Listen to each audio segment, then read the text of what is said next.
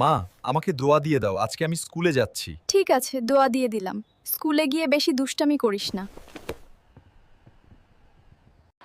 আজকে আমার স্কুলে প্রথম দিন, অনেক মজা হবে। এই, এই, আমার সিট কোনটা?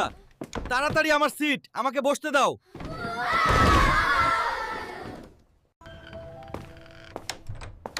বাচ্চারা, তোমরা কেমন আছো?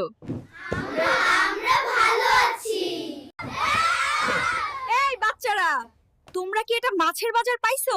এরকম করছো কেন? ম্যাম, আপনি এটা কি বললেন?